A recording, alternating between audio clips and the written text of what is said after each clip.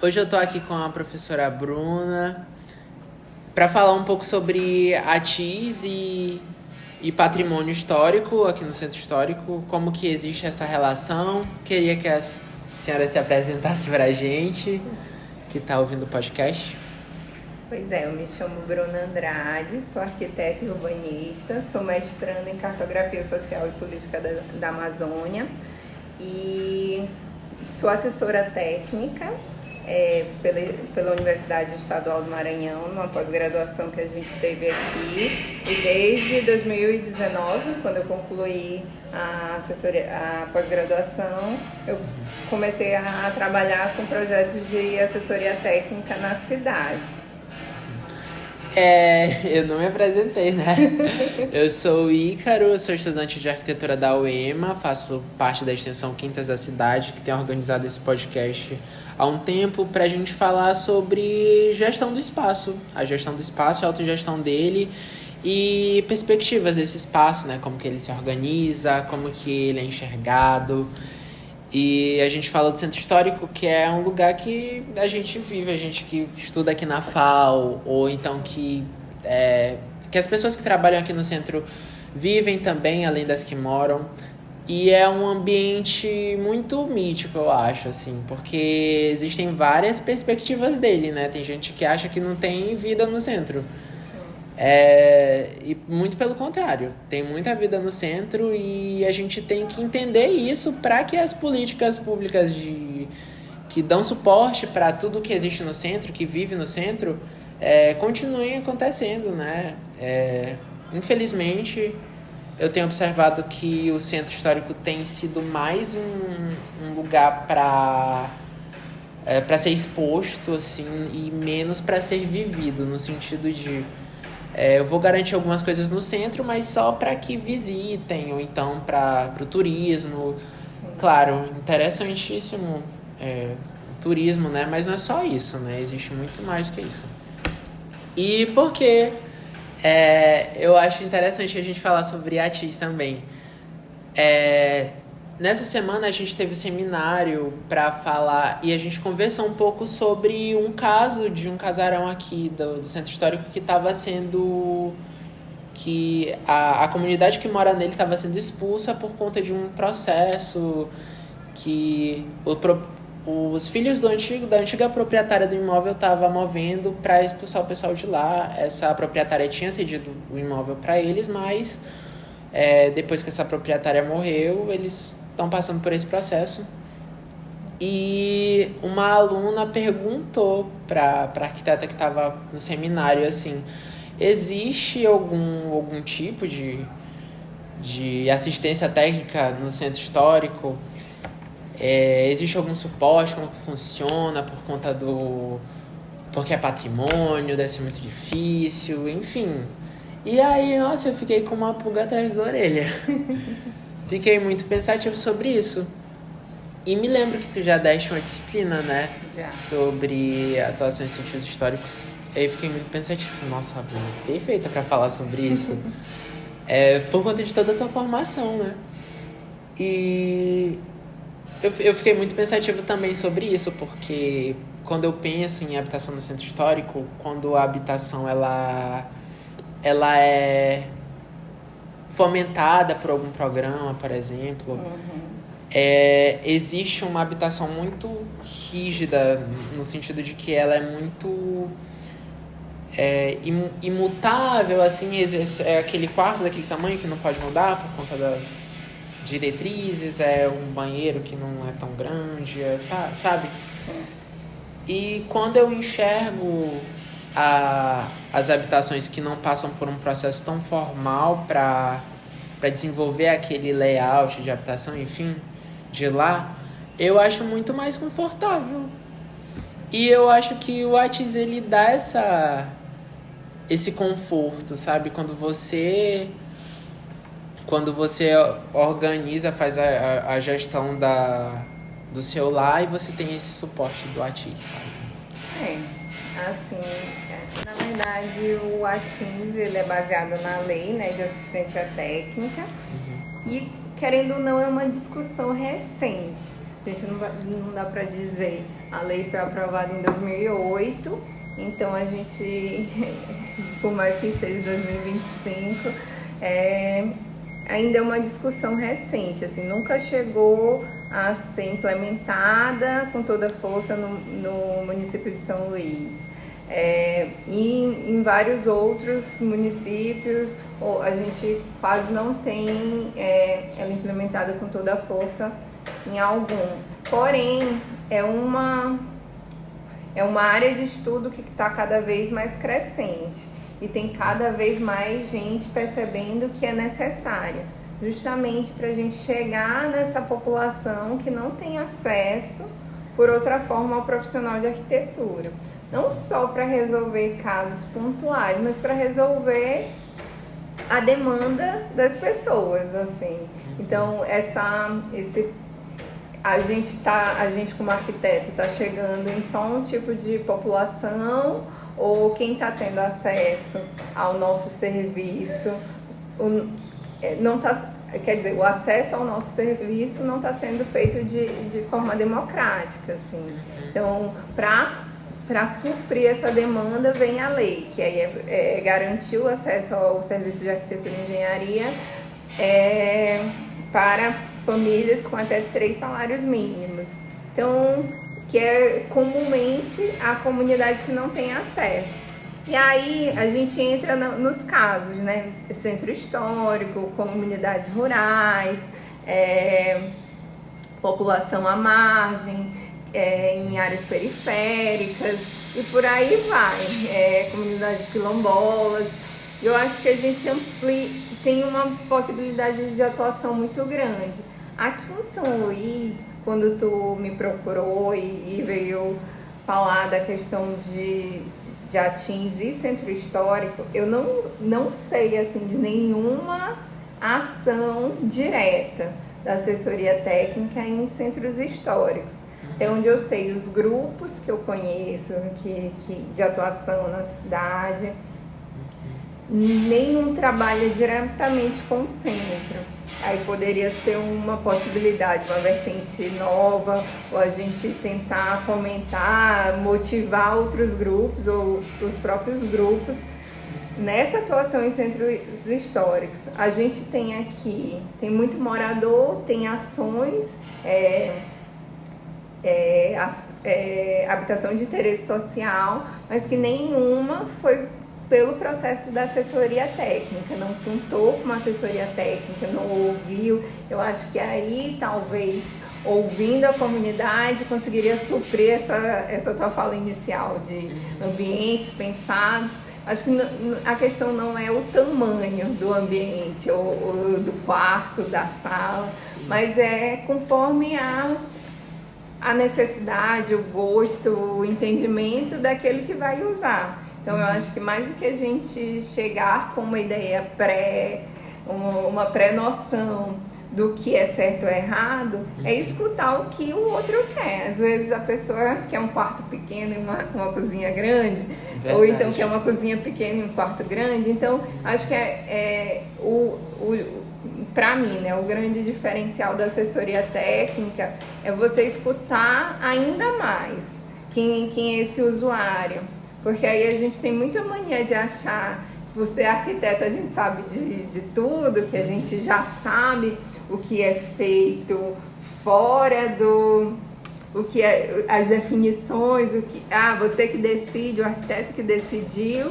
Mas não, parar e ouvir quem é que está ali precisando do teu serviço. Então, quando você escuta, você entende aquela demanda, entende aquela necessidade, então a gente consegue fazer um trabalho mais assertivo.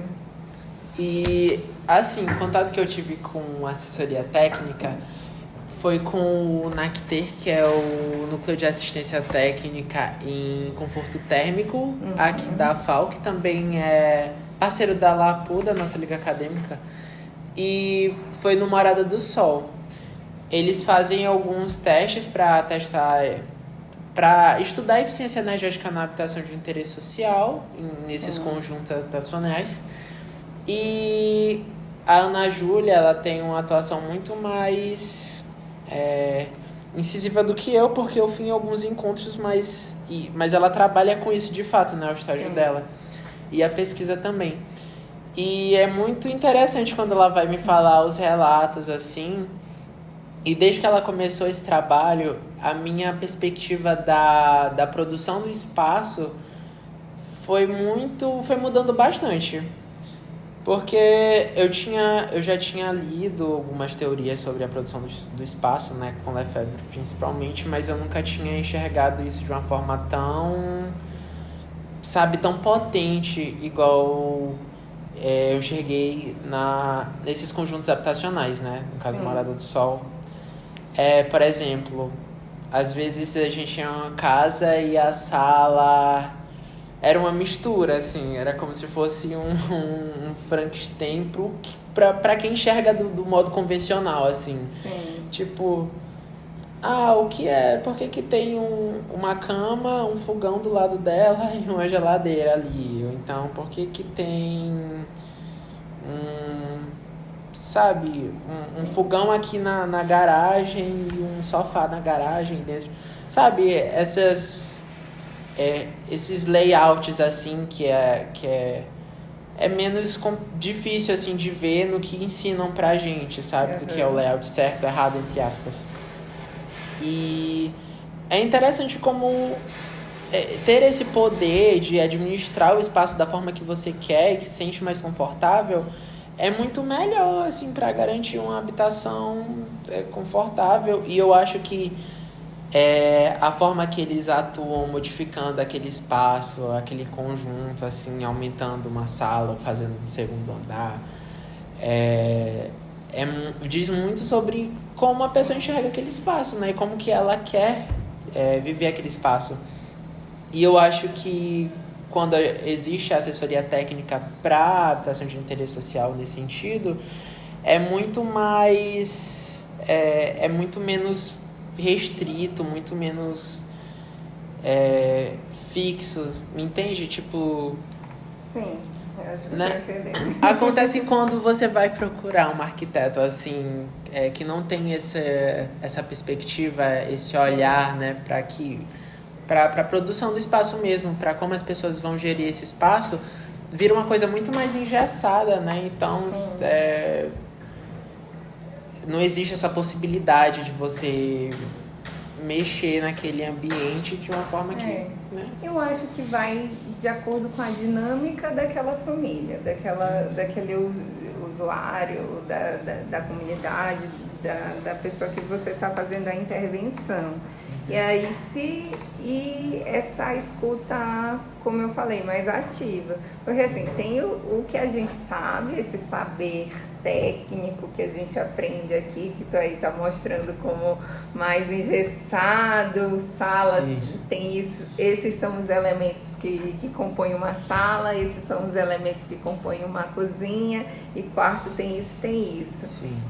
E aí quando você vai para a realidade, que às vezes uma casa muito pequena para muita gente, e aí você entra e olha uma cama na sala e fica se perguntando, ou fica tentando entender, vendo que aquele elemento não faz parte daquele ambiente, porque a gente está com isso na cabeça. Sala tem que ter sofá, não é cama. Mas se aí você não entende a dinâmica, você vai estar mesmo quase que procurando jogo de 7 erros. Você entra querendo dizer que aquilo é errado e isso é certo. Sim. Mas a partir do momento que você entende que são 2 quartos e tem 7 pessoas morando, como é que ia colocar todo mundo em 2 quartos? E aí precisa dessa outra cama na sala.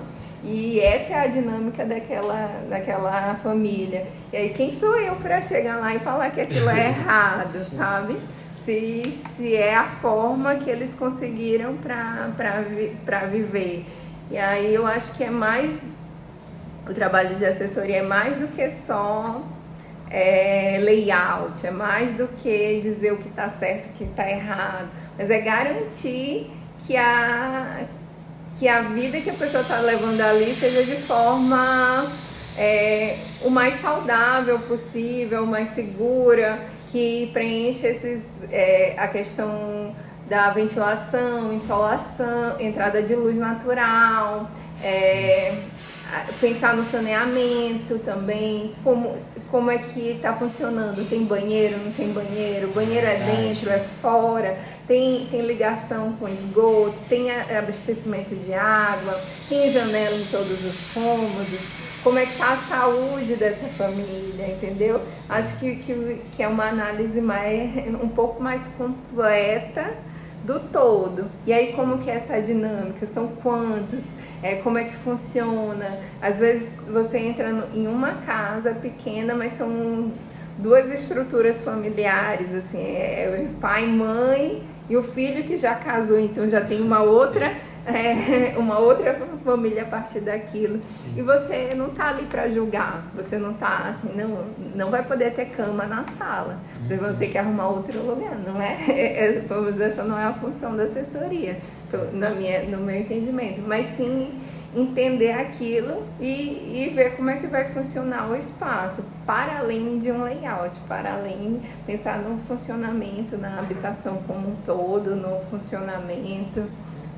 E é interessante isso que tu falaste, como é muito mais complexo, né, do que a gente pensa, porque às vezes as pessoas fazem algumas adaptações assim por conta própria e existe alguns problemas técnicos, né? Sim. Eu tava pensando também na avó de um amigo meu que mora na cidade operária e que foi morar lá no inicinho né, assim que começou o pessoal a ir pra lá e tal. E era uma família enorme, assim, de 9 filhos, pra morar naquele espaço ali pequeno. E ela me conta como que funcionava a casa. Hoje a casa é toda expandida, né? Foram feitos quartos, banheiro mudou de lugar, enfim, muita coisa mudou. Mas eu penso como teria feito diferença se ela tivesse tido acesso à assistência técnica naquela época.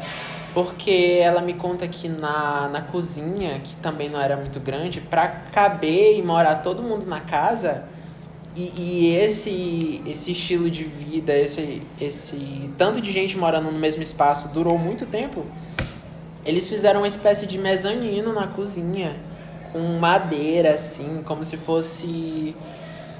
sabe aquelas esteiras em que as pessoas dormem em cima? Algumas culturas até hoje acho que tem essa prática, mas ali não era o espaço que dava ter. Era para duplicar a cozinha. Era como se eles tivessem feito um segundo andar, um segundo pavimento adaptado, assim, porque o pé direito acredito que era alto, e eles fizeram uma escadinha, né? E de madeira mesmo fizeram um segundo andarzinho para dormir gente lá em cima da cozinha. E era muito ruim, porque era perigoso de cair e às vezes caía gente lá de cima. Ficava muita gente dentro da casa e quem sabe se poderia realmente existir uma partezinha lá de cima. Hoje em dia a gente vê esses loftzinhos, esses apartamentos minúsculos que são um condensado de coisa. Em que você tem a cozinha em cima, você tem uma escadinha que sobe para uma cama. E, gente, é uma forma de adaptar um espaço muito pequeno para caber, né? Mas aí entra também uma questão de custo total. Mas eu acho que a questão da assessoria é mesmo garantir o serviço no nosso caso, né, o serviço do arquiteto para essas comunidades, para essa população que normalmente não tem o acesso. E aí, se a gente pensar assim, é porque a população não tem dinheiro para contratar o arquiteto, ou a população não vai fazer a obra. Mas todo mundo faz obra. O que a gente mais vê em bairros mais distantes, bairros mais periféricos, nessas casas aí, como tu falou, a casa entregue, ela sofre adaptação ao longo dos anos. Por que essa adaptação não pode ter um serviço de um profissional? Uma pessoa que está entendendo aí essa dinâmica, se era um mezanino mesmo, porque para construir um mezanino improvisado, teve dinheiro, que pode ter sido 2 vezes mais do que construir uma ampliação para resolver. E aí, quem que faz essa análise? Quem que te diz assim, vai, a gente vai construir de madeira um mezanino, vai botar uma escada, vai contratar uma pessoa, a gente vai gastar X. E aí se tu fizesse, se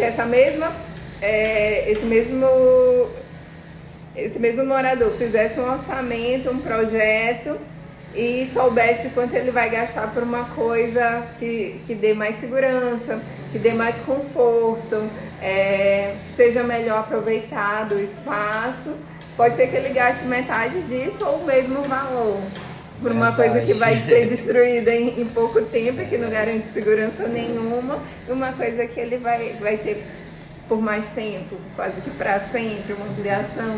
Então, é esse tipo de serviço que a assessoria técnica vem suprir, né? Acho que é desperdício de dinheiro, desperdício de material, tudo isso que faz parte da nossa profissão. Assim, eu não faço diferença, eu, Bruna Andrade, não faço diferença entre um serviço de assessoria técnica e um serviço que eu faço de projeto no meu escritório. Pra mim não tem, assim. Eu tô sendo arquiteta do mesmo jeito, eu tô resolvendo demandas do mesmo jeito, eu vou escutar a comunidade do mesmo jeito. A pessoa que vai sentar ali na minha frente, eu não sei falar com Dona Maria da Liberdade de um jeito e seu José de bairro X, chique de São Luís, falar de outro jeito. Porque pra mim, o que eles me perguntarem eu vou responder, o que eu quero ouvir deles eu vou escutar. Então pra mim é a mesma relação. Só que aí a gente tem, o que muda é o lugar que a gente está inserido e a realidade, querendo ou não, que eu também não sou não sou fora de realidade, de entender que algumas coisas, que o problema é muito maior, a gente às vezes está dentro de um bairro, que para você propor um banheiro novo, talvez não tenham acesso ao esgoto, não tem coleta de lixo, mas são demandas de projeto, assim, são dificuldades como em outro projeto, pode ser que apareça. Então, eu vou sentar da mesma forma, vou planejar da mesma forma e eu preciso receber como profissional da mesma forma. Se vai ser a Dona Maria ou se vai ser um programa do governo para me pagar, é minha profissão, entendeu? E aí que entra a lei. A lei é garantir que a pessoa tenha o acesso ao nosso serviço, mas que a gente também receba para ele. Não é fazer projeto de graça, não é trabalhar social não, mas não é trabalho voluntário é a palavra. Sim, porque eu posso dar um projeto para alguém, vou desenvolver o projeto porque a pessoa precisa, só que é a minha profissão, eu preciso também receber, sim, né? Sim, verdade. E para isso que tem a lei, garantir que a pessoa tenha acesso, mas que a gente também receba por isso, pelo nosso trabalho intelectual, pelo processo que a gente desenvolveu. Então, eu não consigo fazer essa diferença de serviço. Amo trabalhar e amo trabalhar da forma que for, assim, e quero, assim, é um desejo meu, queria trabalhar ainda mais com assessoria técnica, queria que a gente tivesse formas de atuação que fosse de fato possível, porque a gente ainda está num passo de formiguinha, a gente ainda está, assim, o grupo que eu fazia parte, a gente trabalhou muitas vezes de graça para poder conseguir se consolidar como grupo, começar a atuar, pesquisar, estudar, se aproximar das comunidades, mas o sonho é um dia trabalhar, ser reconhecido como um trabalho pago, entendeu? Engraçado porque realmente, eu acho que a gente precisa reforçar isso, que o assessor técnico precisa receber o dinheiro dele, ele está trabalhando como ele é a profissão de arquiteto, enfim, é uma forma de atuação, né? Porque eu acho que desvaloriza, assim, sabe? as pessoas não enxergarem isso uma forma de desvalorização, porque você tá tendo um problema às vezes para resolver tão assim. A gente tem responsabilidade técnica, e eu já te falo também como conselheira do Conselho de Arquitetura, a gente tem que assumir responsabilidade técnica por um projeto, independente se ele for de assessoria ou não. E aí tem custo para emitir uma responsabilidade técnica, a gente gasta. A gente está na atuação do nosso serviço. Então não é um trabalho voluntário, às vezes, mas eu acho que essa visão de entender a assessoria como trabalho voluntário vem mais da gente profissional, dos outros profissionais que não trabalham com isso, ou que não se envolvem ou não pesquisaram, do que propriamente quem está fazendo. Sim. Quem está fazendo acaba trabalhando de graça, justamente como eu estou te falando, assim, nesse sentido de tentar se consolidar, de mostrar que é um grupo de trabalho, mas quem já atua tem consciência de que tem que ser um trabalho reconhecido, tem que ser um trabalho valorizado e pago por ele. Porque continua sendo, a gente assume a responsabilidade na atuação, no projeto. Se tiver execução, também assume a responsabilidade. E aí, de onde vem esses custos? Quem vai cobrir esses custos?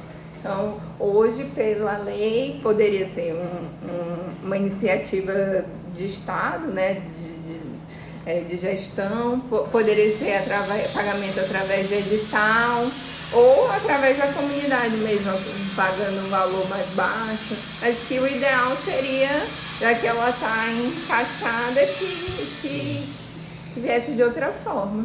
E eu acho que é necessário fomentar e divulgar essa atuação do arquiteto, até para contribuir com o reconhecimento dessa forma de atuação. Sim. No sentido de, igual tu falaste, editais, ou então políticas que fomentem também a assistência. Sim. Técnica, a assessoria técnica.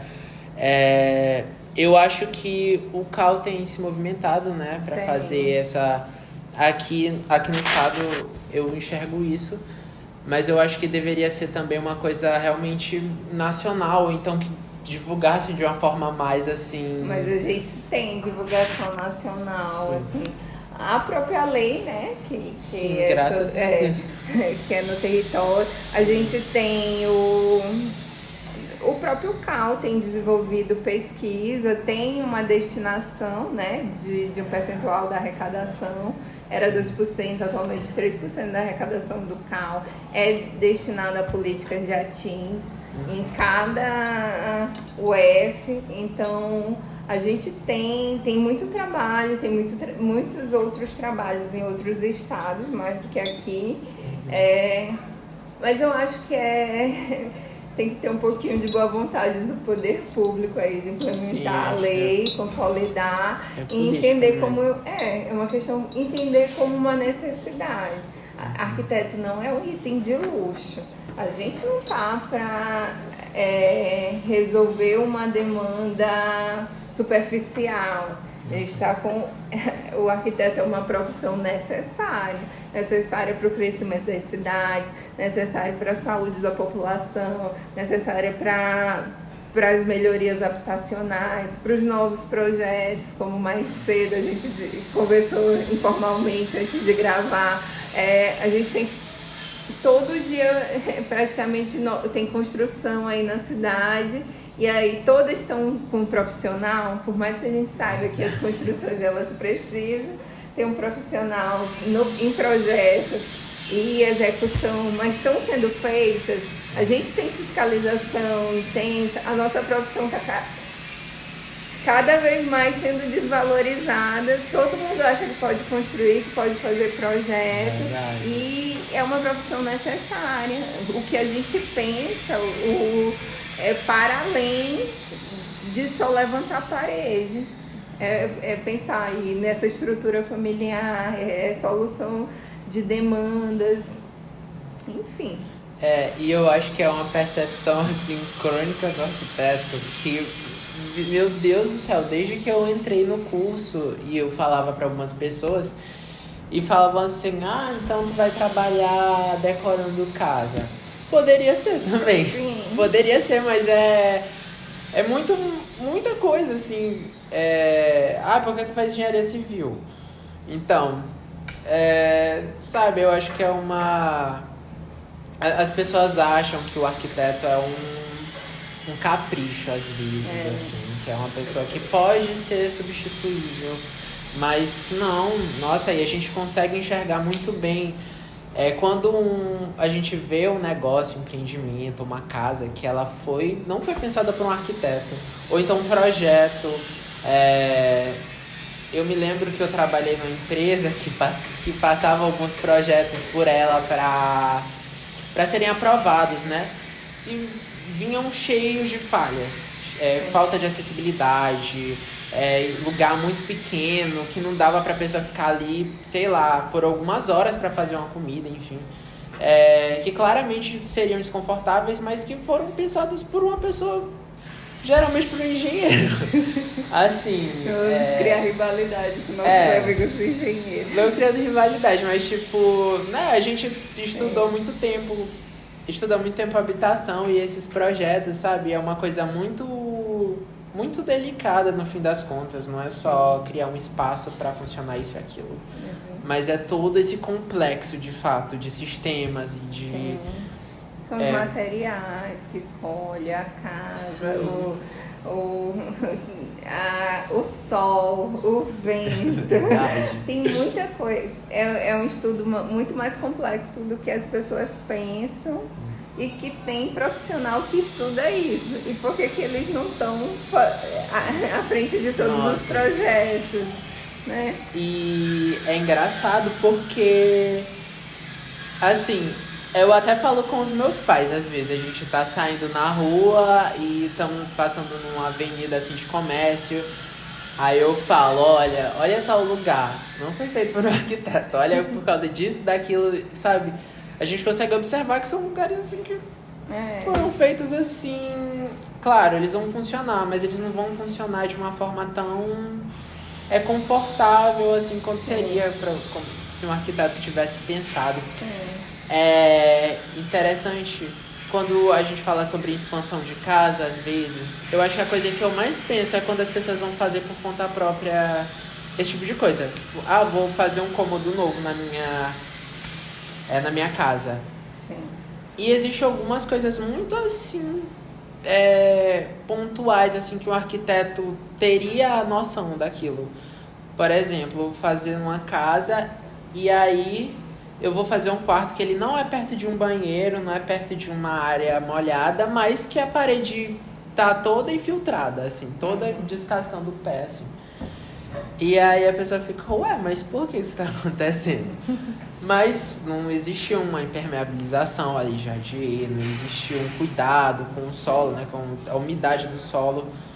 E aquilo ali vai trazer um prejuízo, porque aí vão tentar tirar ali, raspar, aí vão pintar de novo, aí vai de novo aparecer umidade, vai ser um problema constante, um gasto constante que poderia ter sido resolvido contratando um arquiteto. Sim. E com certeza ele ia pensar naquilo. E as pessoas precisam parar de pensar mesmo que arquiteto é um capricho, assim, que é um item assim, que você pode ou não tratar. Aí eu acho que é um trabalho mais coletivo, assim, porque esse entendimento de qual é a função do arquiteto, não, a gente pensa assim, porque a gente trabalha com Atins.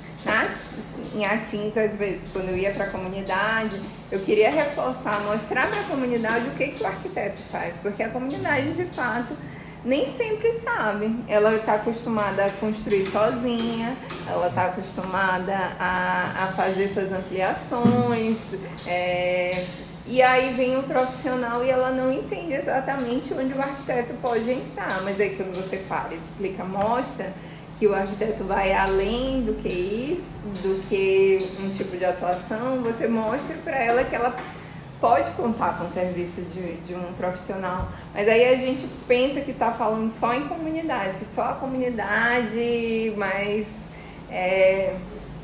não entende o papel do arquiteto. Não, às vezes do nosso lado, os nossos pais não entendem qual é a função do arquiteto. Ou então, essa mesma população que atualmente contrata o serviço do arquiteto, ela não entende a possibilidade e a necessidade que é muito maior. Porque quando você atua para além da assessoria técnica, assim, no escritório convencional, às vezes já aconteceu comigo, eu estou desenvolvendo o projeto, seguindo a legislação, mostrando para o cliente, e aí ele olha para o lado, mas meu vizinho tá colado nas duas laterais, tá colado no afastamento da frente e do fundo, não deixou uma área de respiro, eu vou ter que deixar esses afastamentos tudo que você deixou, vai. Sim. Porque eu faço o projeto dentro da legislação. E aí você tem que sentar, tem que explicar, você tem que mostrar porque é fundamental. Não só porque está na legislação e eu tenho que cumprir.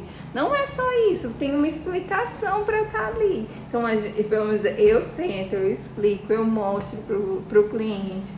E aí, mas mesmo assim é desgastante, porque de fato tu olha para um lado, uma pessoa construiu todo errado, porque não ouviu um profissional, ou se ouviu, não fez de acordo com a legislação. Aí olha para o outro a mesma coisa, e aí a gente vai. Mas se todo mundo começasse a fazer direito, se tivesse fiscalização, se tivesse um entendimento, uma divulgação da necessidade, a gente talvez começasse a caminhar para uma cidade um pouco mais saudável. Aí tem gente que quer construir, não quero ajeitar a calçada, não quero padronizar a calçada de forma acessível. Mas nunca passou fiscalização. Aí a gente tem a cidade como está hoje. E aí a gente liga o jornal e ninguém fala assim, fulano colou em todos os afastamentos e agora está aqui reclamando. Mas é uma luta diária dentro do escritório. Assim, é luta você explicar para a pessoa, mostrar que é calçada, falar de acessibilidade. Esse é o trabalho quase que invisível, a luta invisível diária do profissional. E aí é muito fácil essa mesma população que fala mal, falar assim, mas tal bairro tem rua pequena, tem calçada ruim, tem esgoto a céu aberto, tem isso, tem aquilo, mas não está fazendo nem... o outro também não está fazendo certo, entendeu? E aí a gente fica nessa, fica tentando trabalhar, mas quem que acerta é errado, entendeu? Tem coisa assim, sendo feita em outras partes, e aí você chega na comunidade, a gente tem lotes pequenos, tentar resolver, mas às vezes a gente encontra, não possibilidades, né? Mas foi uma adaptação para o espaço. E aí você tenta interpretar aquilo ali. Mas em outros casos não. Foi mau uso do recurso mesmo, do espaço.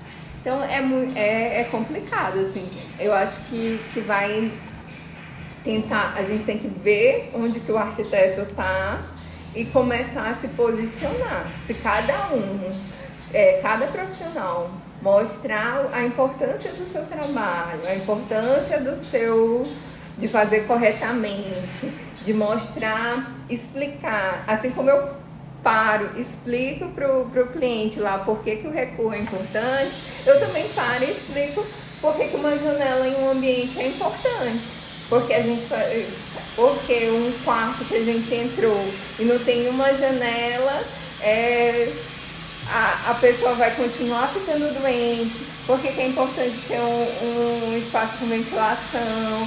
Por que é bom ter um recuo para abrir janela? Entre outras coisas que a gente vai parando e explicando. Então a explicação nunca para, independente do É quase um trabalho pedagógico, né? Aquilo que a gente aprende no primeiro período aqui, a gente tem que... É a vida toda repetindo para o cliente, é a vida toda repetindo para as pessoas. Oi, tudo certo? A Ana ainda tá por aqui? Não. Não? Não. Ela tá em aula agora? Não, ela já saiu da faculdade. Já saiu? Sim. Obrigada. Nada. Inclusive, ia te perguntar, eu acho que deve ser um desafio para você intervir numa área que já está consolidada, né? Ou então numa habitação que ela tem muitas restrições por conta do próprio espaço que ela foi construída, né? Nossa, uma vez eu fiquei muito pensativo sobre um texto que a gente leu sobre... naquela disciplina que foi tópicos emergentes em planejamento urbano. Sim. E a gente leu um texto sobre intervenções em favelas. Sim. E foi interessante observar como que dava para fazer assessoria técnica lá, ainda que fosse um lugar já consolidado e com várias restrições, assim. Sim. Porque às vezes eu via, olha, existe projeto aí na área periférica. Qual é? Vamos ver que projeto é esse. Aí vai lá, é só, pintamos a favela. E sendo que são várias outras questões, né? Tipo saneamento, iluminação, ventilação. Nossa, são várias questões que podem acontecer. Não estou dizendo que acontecem em todas, né? Mas que podem acontecer em situações em que a área é muito restrita. E como que vocês organizam isso? Como que vocês pensam e estudam isso? Acho que tem muito de estudo, né? Eu acho que é isso, Ícaro. Como eu tô te falando, a gente pode chegar numa comunidade, vou fazer uma intervenção numa casa que o espaço já está todo consolidado e você tem que resolver aquela demanda, que pode ser numa comunidade ou pode ser em outra área, assim. Sim. Acho que você tem que analisar, você tem que escutar, você tem que entender e pensar qual é a possibilidade de intervenção que você consegue fazer, assim. E aí entra várias coisas, entra o recurso que a pessoa tem, qual é a principal demanda, porque às vezes eu acho que é nesse texto que às vezes você vai com uma ideia, pensando que a pessoa te chamou lá para resolver o banheiro, e aí tu chega lá, a pessoa fala, não, meu banheiro tá ótimo, o que tu fez? E tu que tá botando a ideia aí, que veio com o teu pensamento de fora. Não, eu te chamei pra resolver tal coisa. E aí você tem que entender, assim, é mais do que chegar pra julgar, é mais do que chegar pra apontar o que tá de errado. Mas escutar qual é a necessidade, o que ela está te pedindo por que ela te trouxe ali, por que você está querendo fazer uma atuação naquele espaço, qual é a demanda. Às vezes não é assim, ou é uma ampliação, e como é que vai ser feita, e aí você tem que explicar. Então, assim, de fato, eu não tenho muitos projetos, assim, em construção. Eu não faço muito projeto para uma pessoa da comunidade. Assim, eu não tenho um escritório popular.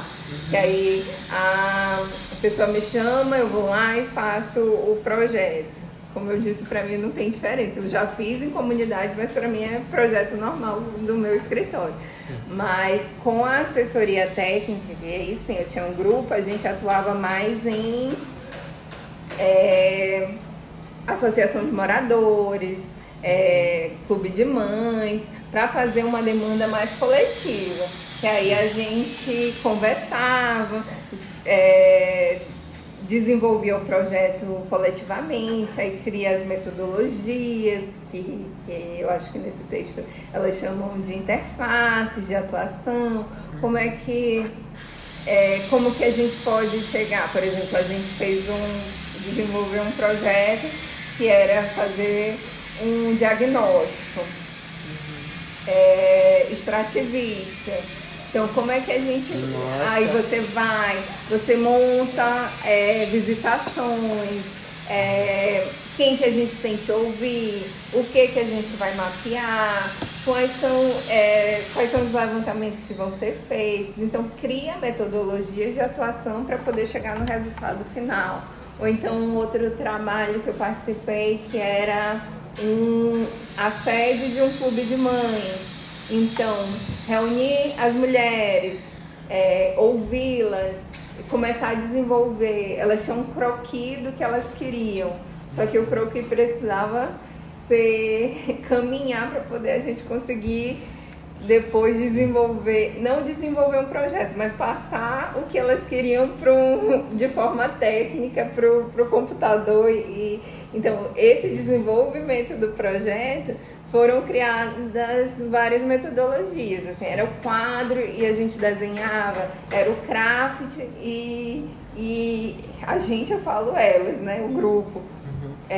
Desenhava e falava o que era, puxar a linha para ver qual é a medida que a gente precisa, são quantas pessoas, uma cadeira, e aí a gente quase que desenha no chão o espaço, a horta tem que ficar aqui e não ali, vai no terreno, sente o vento, sente o sol, vê no horário que tá, entendeu?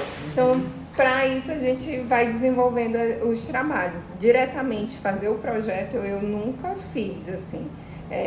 Nunca foi a minha vontade ou a minha motivação dentro desse grupo, assim. A gente nunca fez certinho, assim, resolvo e pronto. Dou o projeto e a pessoa faz, ou a gente depois vai fazer um mutirão, ainda não fiz. Sim. Eu me lembro que a gente fez o trabalho da casa de Nanã, que foi um processo assim de projetar uma metodologia, assim, estudar uma metodologia. E foi muito interessante como muito mais, uma coisa que a gente desenvolve tanto, estuda tanto para que o projeto realmente seja eficiente. E foi um caso muito, muito singular para mim, principalmente, né? Porque existiam várias peculiaridades assim na construção do terreiro que eu não tinha tido tanto contato antes e que eu fui entendendo justamente trabalhando com esse projeto. E foi interessante estudar que metodologia que a gente ia usar e como que a gente estava construindo o planejamento do projeto. Sim. Como que a gente estava planejando aquilo. Sim. Então a gente ouvia a mãe Jo, né, para ver como que funcionaria mais ou menos os espaços, como eles se chamariam, onde eles estariam dispostos. E foi muito bacana, porque ela não é arquiteta, só que ela tinha ideia, ela sabia como que o espaço ia funcionar, porque ela, mais que ninguém... Esse é um bom exemplo, assim, de assessoria que a gente desenvolveu, de certa forma, juntos. A gente vai procurar na literatura arquitetura de terreiro. A gente não vai achar um livro que te ensine como a gente tem um livro que ensina... te diz a medida de um quarto, de uma sala, de um apartamento, a legislação. A gente não vai ter atualmente. Talvez no futuro a gente tenha uma pesquisa que se transforme em livro. Então, como é que a gente desenvolveu essa atividade? Né? Tinha um grupo que eu fazia parte, a professora Marluce, Isabel, Ingrid como professora, aí tinha tu e mais pelo menos uns 15, né? Tinha bastante gente, alunos. E aí a gente tem que ouvir. A gente vai ouvir, vai escutar, visitou o terreno, viu as dificuldades do terreno, que não era um terreno fácil, era um terreno distante, requerendo ou não pra gente, assim, porque precisava de um deslocamento, uma organização em grupos para poder chegar no terreno. Aí a gente foi, um dia estava chovendo, espera a chuva passar, vai de novo. E aí, então não é um trabalho linear, assim. E aí a gente também pensar que Em escritório, a gente bota o prazo, sei lá, em 2 meses a gente vai entregar esse projeto. Mas o trabalho com a comunidade, às vezes, é no tempo da comunidade, é no tempo que vão solicitar. Às vezes a gente tentava marcar uma reunião e não coincidia com a agenda deles. Então, tudo isso entra no jogo. E aí a gente vai estudando qual é a metodologia que vai ser aplicada, qual vai ser a atividade, quais são os afastamentos, porque a gente tem que fazer dentro da legislação. É uma área, o terreno está inserido em que zoneamento, em que tipo de área, o que a gente pode fazer, o que tem de demanda. Então, são várias pontuações, assim, são várias questões. E aí entra de ser um tipo de trabalho que a gente não está muito acostumado. Assim, eu não conheço talvez outra casa já tenha tido um profissional, um arquiteto fazendo, mas algumas que eu sei são muito mais montadas e adaptadas. Então, essa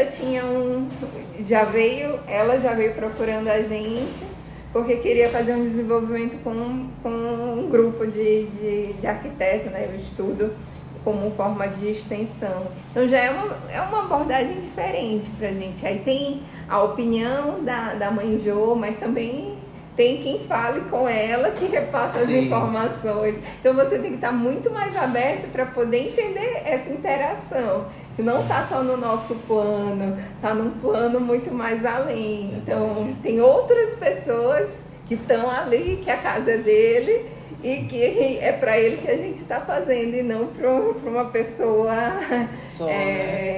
só uma pessoa carnal aqui, mas que tem um plano espiritual que também está dando a opinião, e é a opinião dele que conta.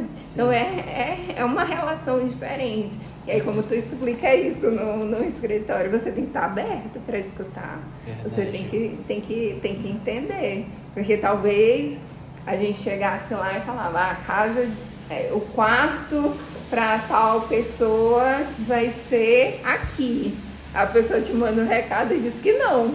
E aí tu vai falar, não, mas o arquiteto sou eu. Aí é uma briga sobrenatural. Não, assim. Pois é. Então você tem que estar aberto para interpretar. Não. O que fala, quais são as orientações? Pode isso, voltado para que lado? Tem ou não tem? Abertura para conexão com outro ambiente. São coisas novas pra gente. Mas que se a gente não escutasse, a gente ia fazer tudo errado. Verdade. Se só falassem assim, vocês vão desenvolver o projeto na casa de Nanã, o terreno é esse, cada um faz um projeto, o projeto melhor vai ser o executado. Ia ser um caos. Ia ser completamente fora da lógica que a gente desenvolveu. Não é? Sim. Uma coisa também que eu acho, que eu tava pensando, quando eu te falei de trabalhar com tantas restrições às vezes, sim, é porque tem todo um código, né? Por exemplo, a questão dos afastamentos e tudo mais. E quando um arquiteto atua num espaço desse, como que fica a questão da legislação? Tipo assim, eu preciso que um ambiente tenha uma porcentagem de iluminação e de circulação de ar, né? Nas normas, assim, quando a gente vai projetar do zero. Mas e quando já tá, assim, como que a gente lida com isso? Como que o CAL enxerga? Nem o CAL, nesse caso. Aí a gente tem que ver se a área é regularizada, né? E também tem uma coisa de... O levantamento é muito importante. Lembra que o primeiro passo para uma reforma, ampliação, é o levantamento. Então, tu diz o que tu já encontrou. Aquilo ali já está construído, consolidado. Aí, se eu vou propor um segundo pavimento, eu tenho que propor esse segundo pavimento contando com os afastamentos. Então, é uma relação complicada, assim. Dificilmente a pessoa vai querer destruir o que já tem para poder se encaixar, e até dependendo da área, não, a gente teria que analisar essa legislação, qual é o afastamento que pede em cada área. Mas é uma relação difícil, assim. A gente, como profissional, tudo que for propor novo, a gente tem que fazer de acordo com a legislação, de acordo com a norma. E aí, agora, a gente não é que não tenha responsabilidade, a gente não é obrigado a corrigir o que já foi feito. Mas, aí entra no meu entendimento, né? Se tu acha que aquilo ali prejudica, aí tu pode tentar propor, mas é muito difícil, assim, é uma relação complexa, pensar, né? Quando eu penso, por exemplo, quando eu penso em artes aqui no centro, eu penso muito sobre isso, sobre essa questão, porque aqui já existem essas normas já, né, por conta do tombamento e tudo mais. Eu me lembro que Gabriel já conversou comigo sobre algumas situações de uma pessoa ir lá no DPHP e perguntar assim, quero fazer um segundo pavimento na minha casa. Aí ele fala assim, mas não pode, porque, né, enfim, coisa pra Aí sim, pois é, a gente não pode fazer, pelo menos a gente tá aqui, nós somos profissionais, a gente não pode fazer uma coisa fora da legislação, esse é o meu entendimento. Aí quando a gente fala de centro histórico, não é que seja mais rígido, mas é porque tem uma legislação a mais. E geralmente, o que a gente não está acostumado que aconteça na outra parte da cidade, como eu te disse, assim, a gente olha para o vizinho faz errado. Aqui, teoricamente, ou até na prática, é um pouco mais difícil de você fazer errado e ficar tudo bem. Alguma hora pode não vir uma notificação no mesmo momento, mas alguma hora você vai ser notificado. Então, o que é o certo e errado, sabe? Eu acho que o certo é a gente trabalhar cada vez mais dentro da legislação, fazer correto. E aí, para fazer esse correto, a gente tem que ter uma equipe explicando para a comunidade que ela está inserida no centro histórico, que ela não pode construir mais um pavimento, que ela não pode descaracterizar, que ela precisa entender a importância daquilo ali para poder valorizar e continuar, manter as características. Então também a assessoria também poderia cumprir essa conversa ativa. Assim, nem sempre a gente está falando tudo sobre o projeto final, mas o diagnóstico, o levantamento. Tem gente aqui no centro que recebe notificação para adaptação porque fizeram uma construção e descaracterizou e a pessoa não sabe nem para onde vai. Eu fiz um orçamento de um serviço, acabou não dando certo, de uma moça que tinha algumas notificações no centro, porque uma obra que o pai dela fez quando ela era criança, descaracterizou, e ela tá lá com o processo até hoje. Mas ela não sabe, assim, qual é o percurso, não sabia. Se tu olhar, é uma pilha de documento, assim, desse tamanho que ela entregou pra gente analisar, e não é um projeto simples. Então, por mais que eu seja assessora técnica, que eu tenha vontade, de que eu estava em um grupo de atuação com outros profissionais, não tem como eu desenvolver esse projeto e não receber por ele, entendeu?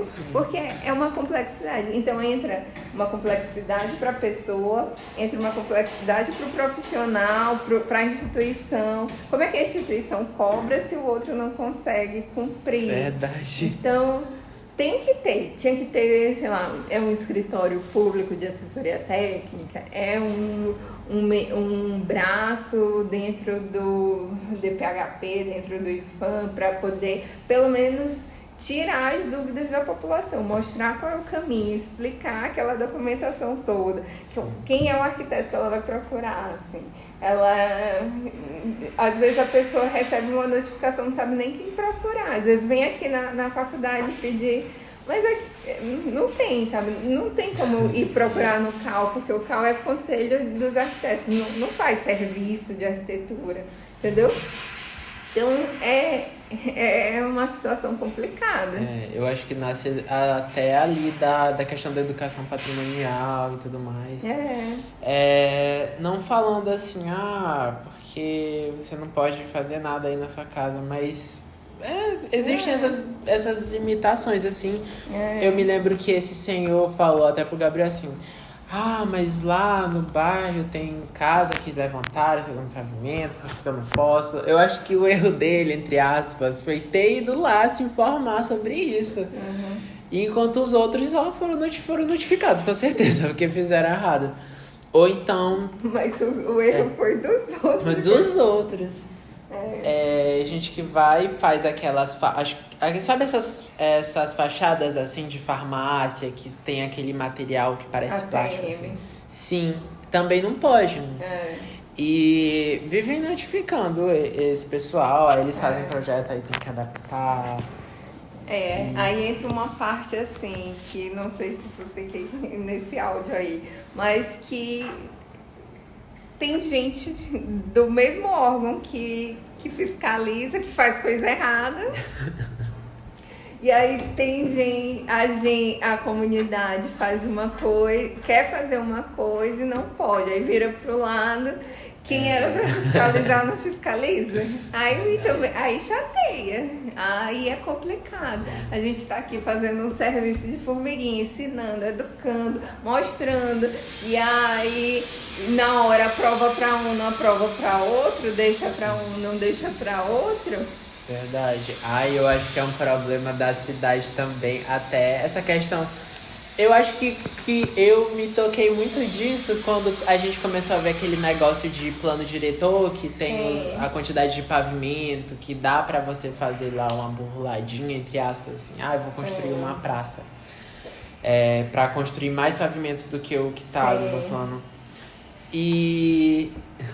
E aí é interessante, assim, porque, como assim? Como que pode isso? É só fazer isso, então, pra eu conseguir passar por cima de tal coisa? Assim, às vezes eu passo na cidade, aí eu vejo um empreendimento novo, eu falo, não tem uma vaga de estacionamento. Assim, tem o mínimo, um centro comercial, um restaurante, não tem uma vaga de estacionamento.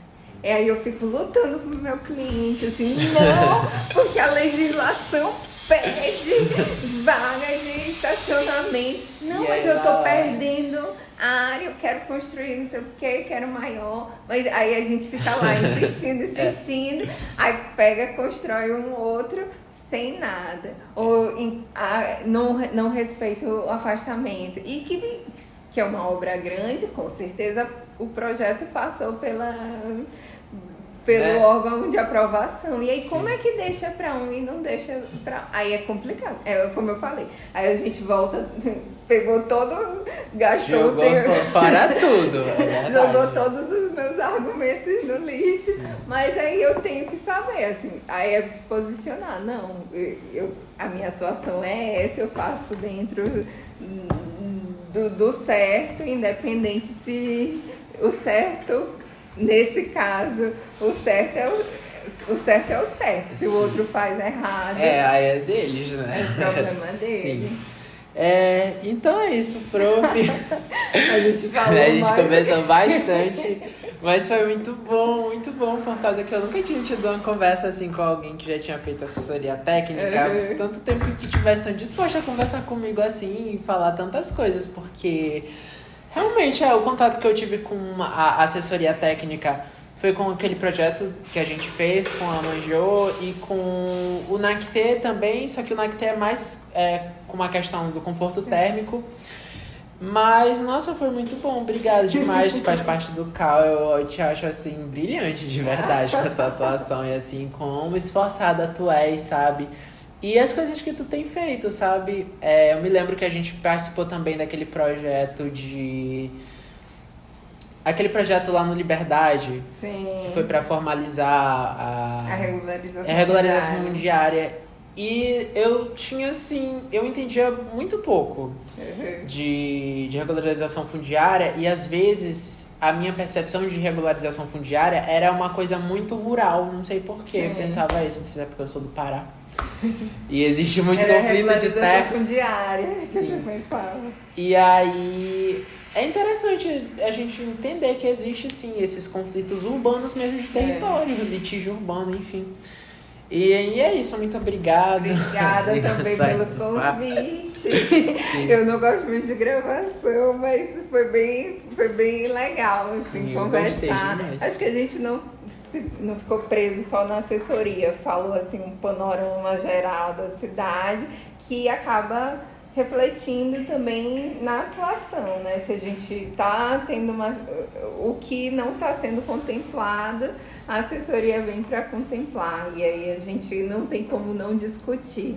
Mas eu acho que eu tenho esperança assim, que cresça cada vez mais a atuação, que mais profissionais se interessem pela assessoria técnica, se interessem em aproximar o arquiteto dessas comunidades, de quem precisa, escutar mais, que venham essas novas demandas, que a gente como profissional perceba que a gente está inserido em outros campos de atuação, em novas possibilidades, e que a gente valorize a nossa profissão. Então, quando a gente se posiciona, quando a gente toma ciência